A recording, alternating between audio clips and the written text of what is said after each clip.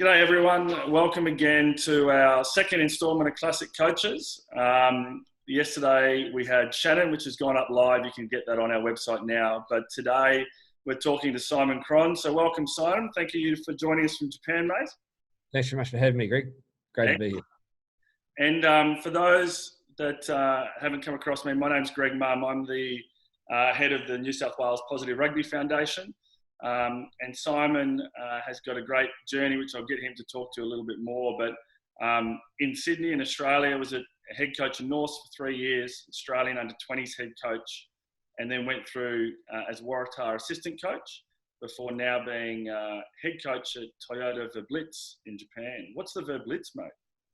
Yeah, it's it's an unusual one, the Verblitz part. It's kind of a bit of a German background to it, so. I'm not sure where the name initiated from here at Toyota, but yeah, it's definitely a different. As you can see from the logo, it's a different look, but boys love it. So good. And what we're kind of doing at the beginning of each of these is just getting our communities to understand a little bit about your journey, both as a player and as a coach. So, where did you get involved with the game? Did you play much? What was your local club, and kind of how did you get into coaching?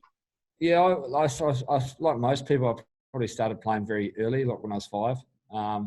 So played with 2 older brothers, and then went through and played most of my life, actually up until 30. So when I retired, so I played a lot of rugby in Christchurch. I was lucky enough to play in a number of Canterbury club finals, and back then there was a lot of All Blacks playing, so I was blessed to play next to some of those guys. And played in a team, Canterbury Metro, which is a town team. Got to captain them. So I played a lot of footy over the years, and then made my way to Australia. So when I was just after I retired, my wife wasn't keen on any more rugby, so she'd had enough of it. And at the time, they were lining me up to coach.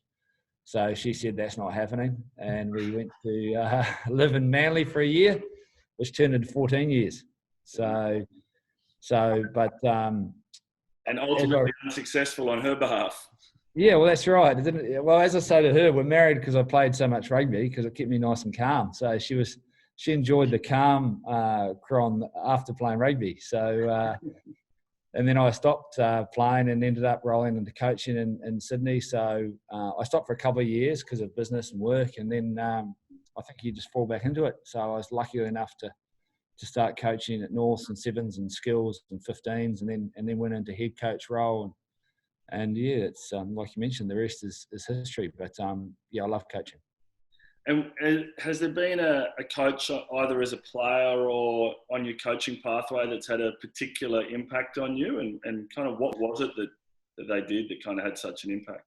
Yeah, I learned a lot about because being a PE teacher, you learn about how to deliver and what coaching is, and how to make people better at sport. But the biggest impact, I think, has been my Uncle Mike and cousin Danny, who are both heavily involved. Obviously, Mike in the All Blacks and Danny at the Hurricanes. For me, every year I would go home, and I'm a massive believer in professional development. So every year I've gone home, and every year poor Mike gets a full day of me just grilling him about rugby, every facet of it. Poor guy. So he loves it, and then I'll get 2 days of Danny and. Yeah. But every year I attempt. They've had the biggest impact, and then every year I attempt to go somewhere and learn something new. And what is it particularly that you've picked up on them? Is it a love of it, or is it a way to break down or think about it, or all of that? Like, they love it, but also technically and tactically, I'll come in with a list of questions and go, right, what are you seeing around forward attacking shapes? Why did this happen? What are you seeing here? Why is the bind changing on our loose head? So I don't stop. So we'll go for 10 hours just talking about what's new in the game, because the game changes in 7 days. So what England did last week to what the All Blacks did next week, and how they're evaluating attack systems, defence structures.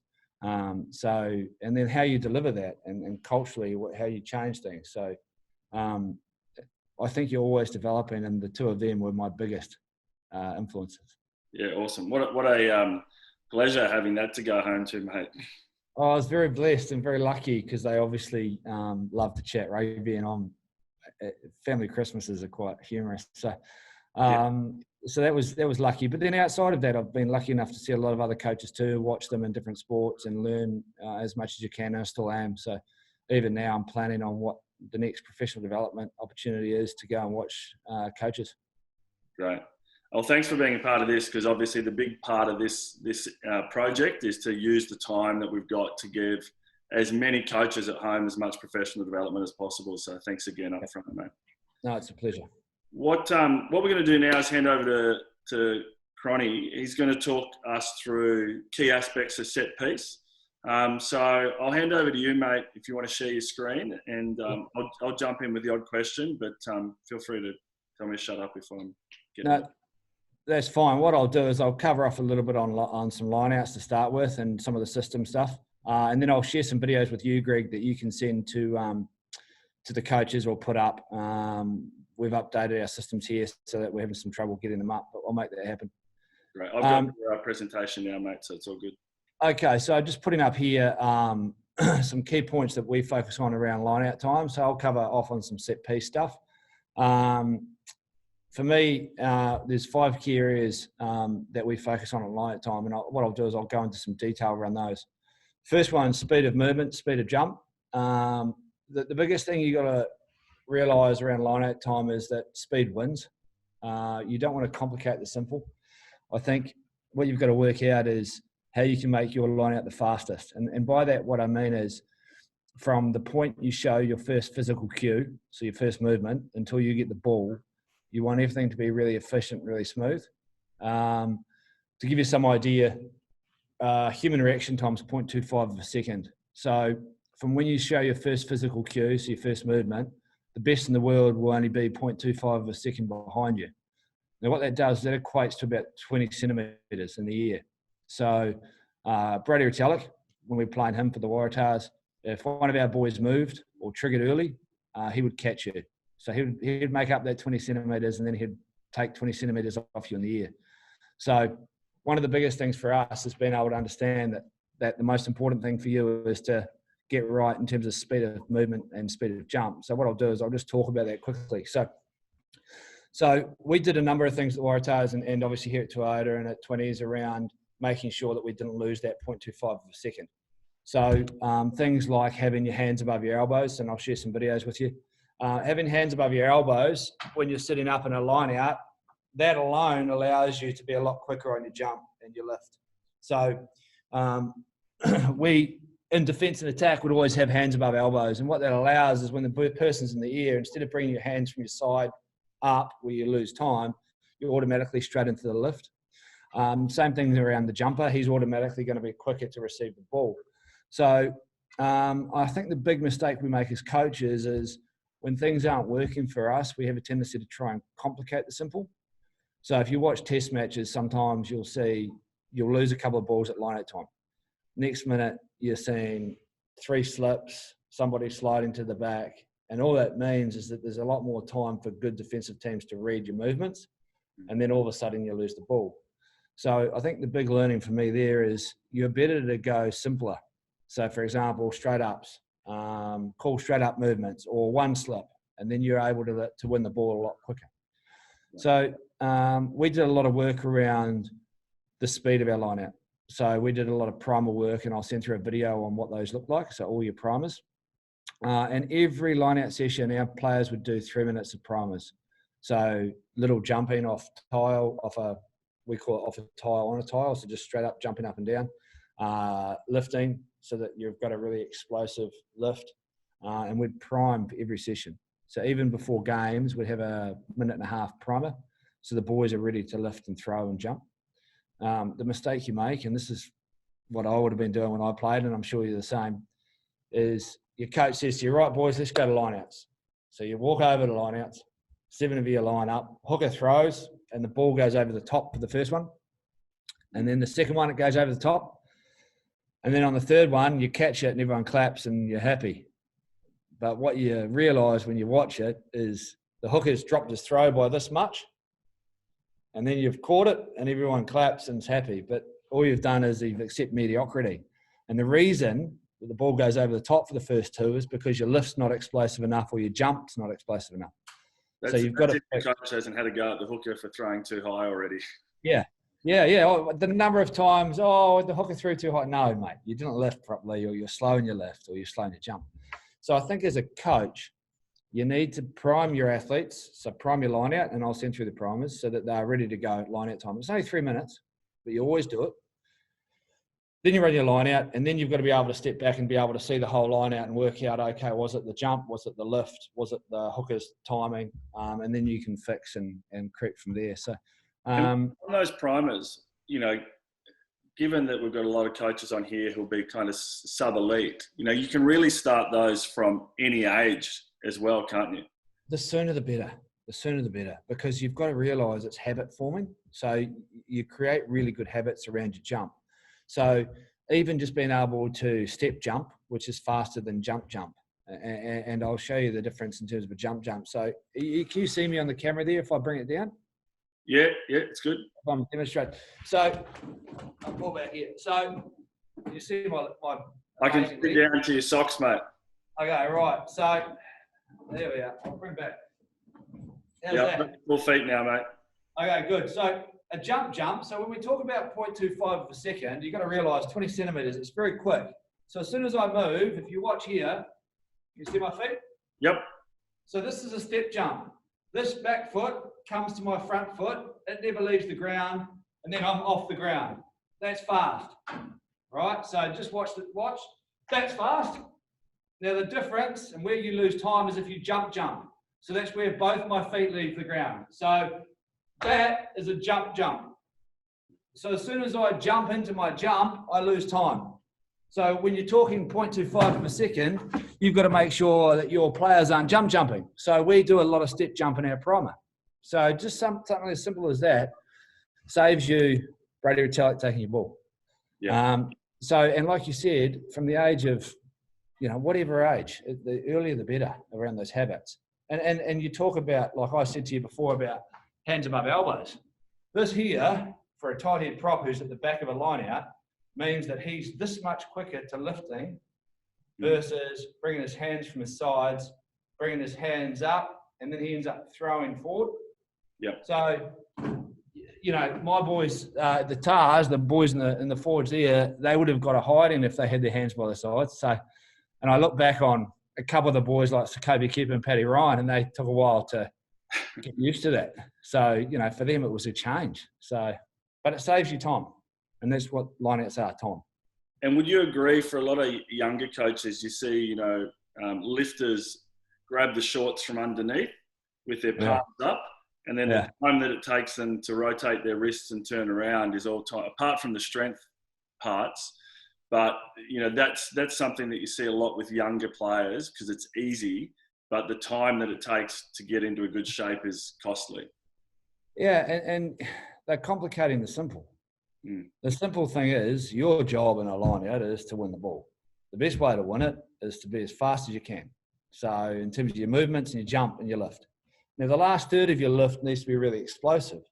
So if the last third of your lift, you're starting to turn your wrists and hold shorts, it's just going to be slow. Whereas if you can get your thumbs in the bum and just push straight up, that's going to be your most explosive lift. And that's where a lot of our training and that primal work comes about, is being able to make the last third of that lift really explosive. And that's also, the jump is heaviest in that part. So the quicker you get him through it, the quicker you can get him above you, which is the easier place to hold. And that's right. And look, I'll jump back onto this because I think it's really important. I totally agree with you. So if you look down, and this is number 2, jump first, lift second.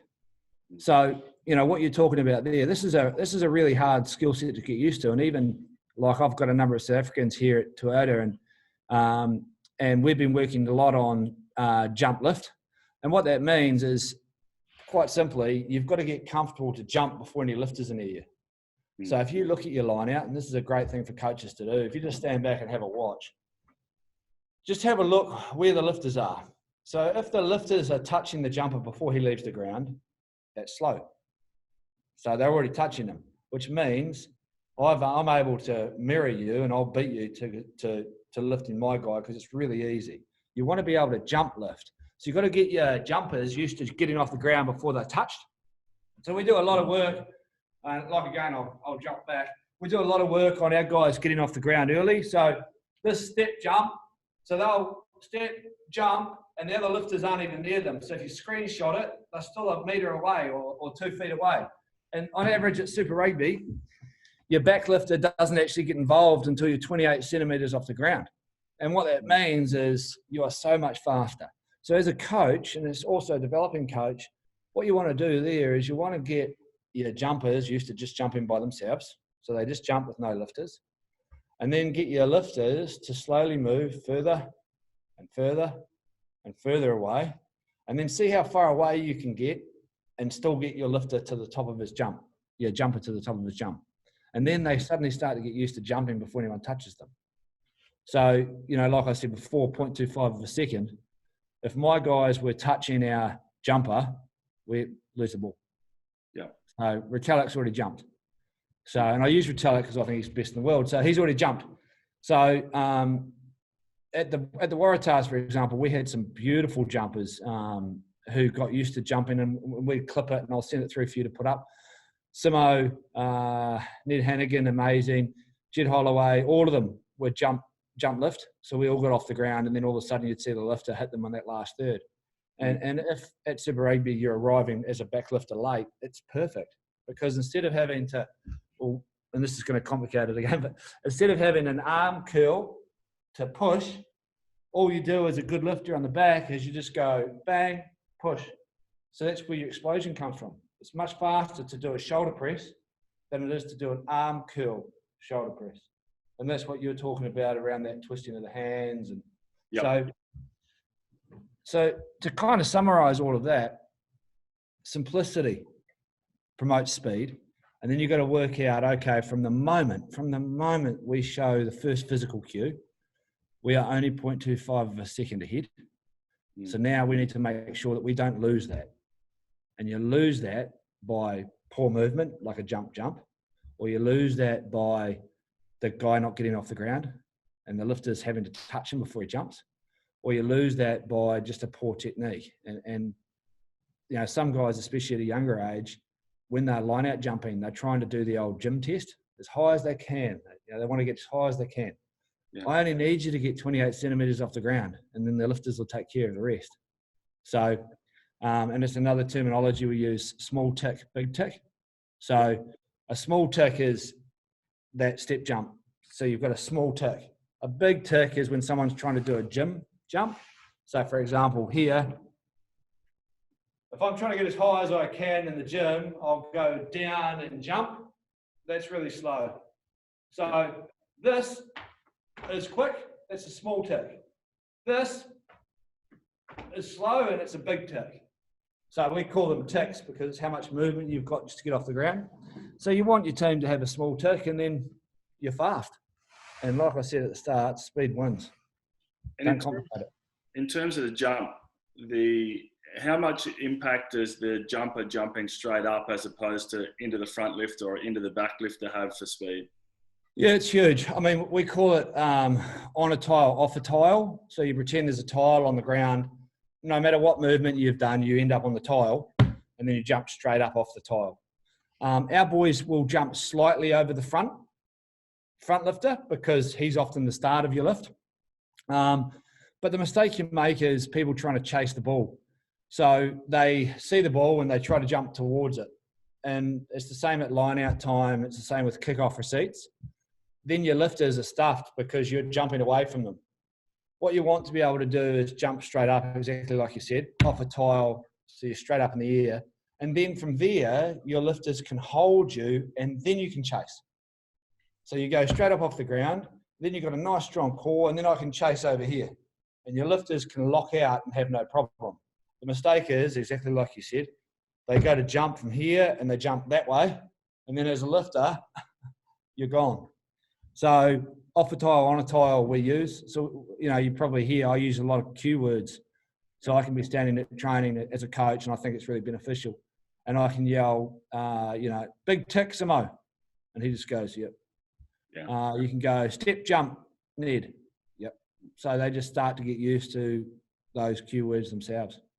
I think that on a tile, off a tile is also really good for safety for young jumpers. So, you know, a lot of young coaches or coaches who are inexperienced still kind of teach what they were taught, which was get a shoulder off in front of the ball.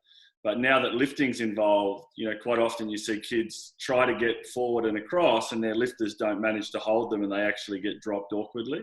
So that Yes. on a tile, off a tile is a really good safety cue as well as being a good coaching cue for younger coaches. And it's so important because you get 100% around your safety, but also you're a lot quicker off the ground if you jump straight up. If you jump across, as a lifter, it's impossible. So if you jump across me and I'm lifting you, I've got no option but to go with you. Whereas if you jump up first and I can lock my core out, then you go, I'm fine. So your upper body can start chasing. And you see it all the time with a kickoff receipt, which is exactly the same. If someone jumps towards the ball away from you, the only way you're going is down. So I agree. It's a good safety tip. Yep. Cool. So those are some of the key things. And then like if we go back to that, and I'll make sure you've got this PowerPoint so you can share it in email as well. So we've got the speed of movement, speed of jump, remembering that reaction time is 0.25 of a second. So you're always trying to make sure you don't lose that in any of your movements or any of your jumps. Second biggest thing is jump first, lift second. So make sure you get your jumpers used to getting off the ground before anyone lifts them. And then your lifters arrive. So like I said, you're 28 centimeters in the air before your back lifter hits you. So sometimes even those little movements where people slide to the back of the line out, then they wait for everybody to be there, then they jump. Too slow. You need to be able to get to the back, jump, and then your lifter arrives. And then the third one for me at line out time, quality of throw. And this is really interesting because I think hookers get blamed for a lot. But what you want to do with all your hookers is give them the ability to be able to trigger at the right time. So a number of times I went down to NRC and I'd look at some of the lineouts that we're running and I'd see hookers thrown at different times on the same lineout. So for example, there'll be a 4-man lineout and the hooker's just deciding when do I throw.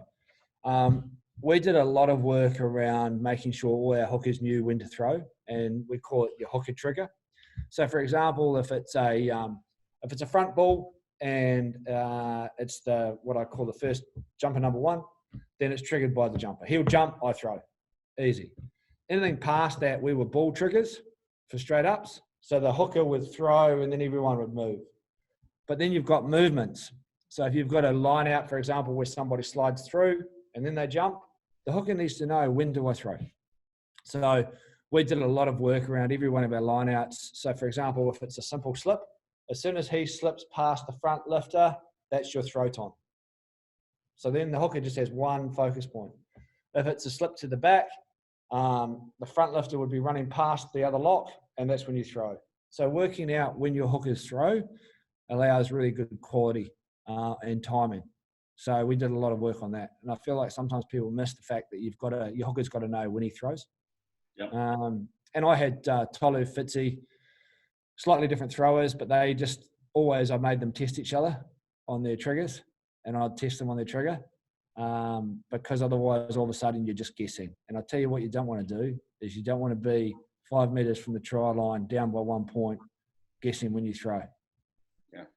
And with that, because obviously there's two things in my mind. There's the timing of the throw and then there's the where you're throwing it to. So, getting hookers, do you get them to think about throwing to a jumper or throwing to a space in the air? Space. Yeah. So what I do is we know exactly where so we know where the jumper's going to end up each time. And the key for that is you've got to have the same movements. So let's say you've got, and I'll use Simo's in at lock, and then the next minute need Hannigan's in at lock. So Simo's come off and Hannigan's there. They need to be able to move to the exact same space so for example, we call what I called an end ball. He needs to be in the exact same space. So the hooker is throwing to that space every time. What you can't have is a hooker go, well, now Ned's playing at lock, I'm going to change. He jumps in a different location. All of a sudden, you've got the matrix. You've got no chance of winning a line out. Yeah. So when you're doing that, the way to coach that is you always make sure your spacing is the same. So slow it down, look at the spacing set up, put your finishers, your reserves in, make sure they've got the same spacing. And then make sure they've got the same movements. then all of a sudden the hooker knows I need to hit that space on an end. So you're 100% right. And for kind of developing coaches, even elite developing coaches, do you think even spread lineouts are good for that then? Because you kind of get that ability to just have the same spacing all the time? Yeah, I think depending on what your team looks like and who you've got in terms of great jumpers, good lifters, even spread lineouts are nice and simple. And I love straight ups because speed wins. So, and on a straight up, the key thing there is you've got to be able to call to space. So depending on how a team defends you, so for example, there's two types of defense. There's a pod lifting defense like the Brumbies use, or there's a mirror defense, which is like the Crusaders and the Waratahs use. So if they mirror you, speed is the key. So we just need to be able to, with our spread, like you mentioned, be the fastest, and we'll win the ball. With a pod defense, it means that they're going to guess where you're going to throw it. So they might have two pods, one at the back and one in the middle. So we can call to the front and win clean ball. Or if they're one at the front, one at the back, we can call to the middle. So, and the spread allows you to do that. And everyone has different formations they like. Like I love a 3-2-2, so like a 3 split. And with us, I didn't really do many 7-man full spread ones, just because they're jumpers. But yeah, working out what works for your team best is key. Yeah, cool. Now, so to kick on, because I'll talk all day for you, Greg. Yeah, I shouldn't encourage you, mate. Oh, mate, Harry Johnson Hayes messaged me yesterday saying, "Cron, what are you going to talk about?" So then quality. So the first three there: speed of movement, speed of jump first, lift second. They're critical for you. And then 3, quality of throw. Along with quality of throw, you've got to look at your hookers and how they do throw. So and to be honest, as a developing coach, the best thing to look at is where they finish their hands. Just making sure they finish their hands high. So for example, as they throw, just making sure that when they finish their throw, their hands are high. That's one really good technique to look at. If their hands are low, often that just means it's going to be a flat, easily taken ball. But also you don't get much flight when you finish low. And then the other two things you want to look at when you're watching your hookers, if you stand in front or behind them, is if one hand drops. So both hands go up and finish high, that's great. If you're dropping this hand, it'll go left. If you're dropping this hand, it'll go right. So, and when you're throwing a back ball, that will send it not straight. To the halfback. Yeah, and you want to be throwing down. So, for example, on your ball, let's say the opposition lineout's here. You want to throw down your left shoulder. So you want your hooker lined up on that shoulder, so he can throw straight down there. You don't want him lined up on their line out trying to throw to you. And you don't want them in the middle. You want them down your shoulder. So we do a lot of work on keeping your hands up nice and high and throwing down that inside shoulder.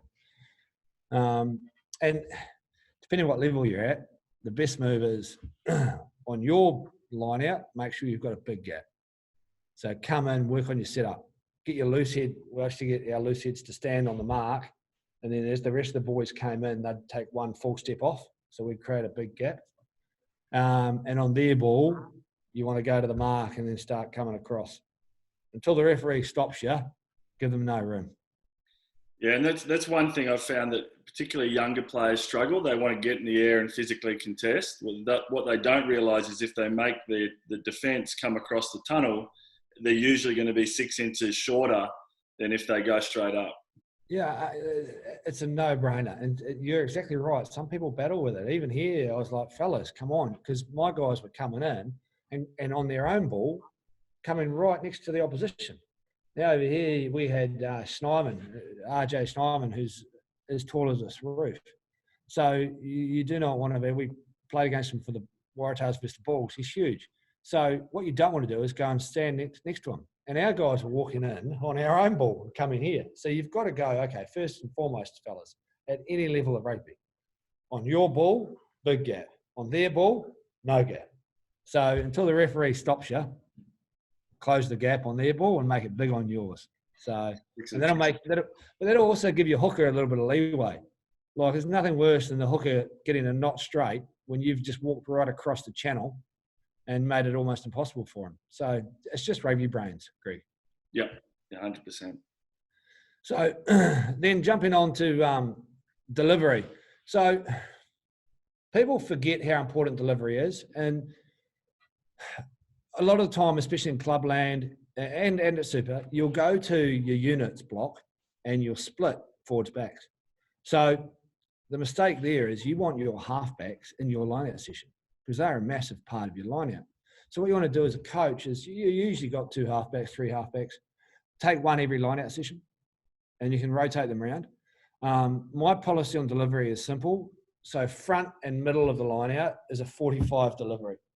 So what that looks like is if I'm the jumper, I'm delivering at a 45 that way. So it means the halfback's always in motion. So if I win at the front, I'm still delivering at a 45 so that he can get a nice pass away. Middle, 45. And then at the back of the line out, we deliver at a 90, so straight down. So what that means is the halfbacks now know that every time someone jumps in the front of the middle, they're going to get a 45 delivery. So they're going to be running. At the back, I'll get a 90. The benefit of having your halfbacks there, because you quite often see halfbacks who don't know what's going on at the lineouts, start in the middle of the lineout and then move towards the front to take a ball to then try to turn around and throw it back out to the 5'8". So it's a massive bit. And again, you're complicating the simple. You've got to simplify it for everybody, and halfbacks need to be at scrum and for hooks and lineouts for deliveries. And they've got to get used to talking to the lineout boys and they've got to be hard on the lineout. Like, you know, and Fipsy and Jake and Shorty and those guys, they were brilliant. And they got used to it. At first, it was unusual because even like Fipsy would stop and get one here at the front. So just getting them used to that rhythm, like you mentioned, of starting in the front and getting in motion and knowing that my guys will deliver you a 45. And if they don't, they'll get a bullet in the head. So they just get used to that delivery. Because you've got to remember, Malcolm Marks is usually flying through at the back. So if you give our guys, you know, if our halfback doesn't have a nice clean ball, it's going to get intercepted or taken away. So delivery is key. And we practice deliveries all the time. And the way you do that, I'll send the primer video through, is just guys on their knees. You just pass into guys on their knees. So the hooker will throw off his knees, you catch it, and you pass it 45 to Lockie Swinton, who's 45. So you just get used to it the whole time. Nice and simple. Yeah, simple. You've got to. Well, you've got to be able to rep it out 50 times. And if you only, let's say you run a line out at clubland and you run, say, 20 line outs in one night and you're the front jumper, you might get 4 deliveries if you're lucky. Yeah. So you need to be able to do that on their knees in primer time and do 20 of them, you know, just getting used to that delivery. Yeah. So delivery is key. And then the last thing we've got there is opposition ball, and it's just working out what you want to do around defense. So, and I love defense. So we took a mirror approach at the Waratahs most of the time because we got really fast. So our primer work got the boys, we got really quick off the ground. So we wanted to challenge everybody. So we mirrored fast. And we jumped early. And if they lift jump or they jump, we'd beat them. So we took a lot of ball. I think in 2018 we got 18% of opposition lineouts, which is for us, there's good. Almost 2 in the 10. So that's really good. Like at Super Rugby, you can spend a lot of time doing defense and you might only get 1 in every 10.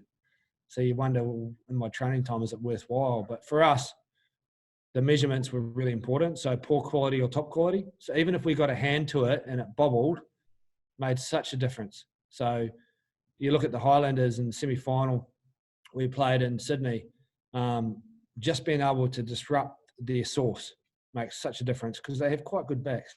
Yeah. So how do you encourage jumpers to get up? Because quite often I've found that they hesitate getting up in case they get it wrong. So then they either don't get off the ground, and then their lifters are always in 2 minds about whether they're going up or not. So do you really encourage them just to getting up's the key focus? Yeah, 100%. So the thing you got to do as a coach is to give your boys leeway. So the leeway I gave is, fellas, trust your gut. As soon as you think, so what you can't do defensively is wait until you know. Because if you wait until you know they're going off the ground, it's too late. You're never going to get up. So the instruction I gave our boys is trust your gut. As soon as you see the movement, jump. As soon as you see them go, as soon as you see that first physical trigger, you jump. And you just get your lifters really good at that front lifting and getting them off the ground. So our boys, I just said, trust your gut. There is nothing worse as a coach than seeing a line out where they've won the ball and no one's off the ground. It's soul destroying.